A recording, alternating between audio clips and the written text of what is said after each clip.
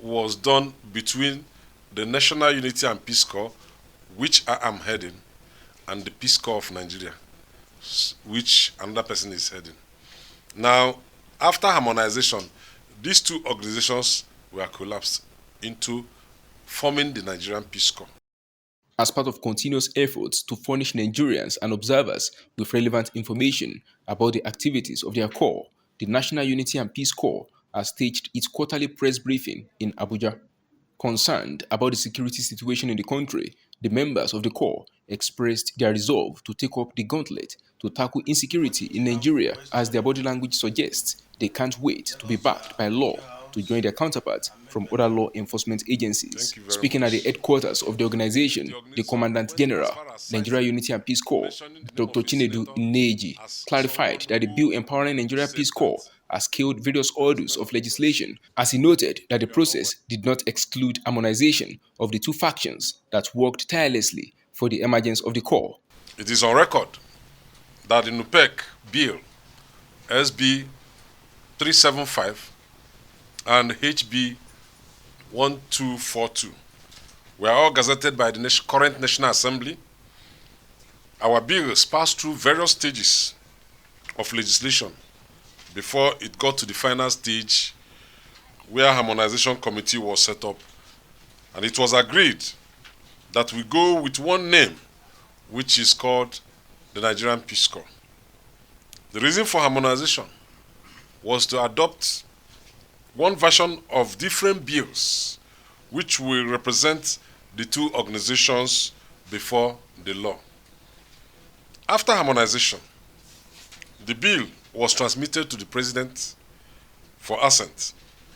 While we are waiting for the presidential assent, it is important to note that the bill is an offshoot of the proposal stroke defense orchestrated by the National Unity and Peace Corps and the Peace Corps of Nigeria. Ineji said it is only the president who retains the power to determine how the two factions will fit into the bill. He called on the president to assent to the bill as it would help reduce unemployment in the land. It is therefore pertinent to mention that the outcome of the bill will be shared between the two organizations in a manner that will be determined by the President and the Commander-in-Chief of the Armed Forces of the Federal Republic of Nigeria. It is therefore important to advise members of the public to disregard any other misinformation coming from any other quarter apart from the one coming from the President and the Commander-in-Chief of the Armed Forces of the Federal Republic of Nigeria. We also request the President to grant assent to the bill and accommodate the youths that are clamoring for employment through the Peace Corps in the past years, only in the interest of justice. He further highlighted the roles Nigeria Peace Corps would play to enhance the nation's security. He particularly described how the paramilitary agency could stem the tide of kidnappings and herdsmen and farmers disputes in Nigeria. You must know that part of our work is to intervene where there is crisis, mediate, resolve, mitigate any type of crisis in the country. You will not say that you don't know that there is crisis in the area of security. That is what is breeding insecurity in the country. And we feel that all those kidnappings and all those attitude of people killing one another in the name of farmland and herdsmen and farmers disputes, these things are begging for resolution.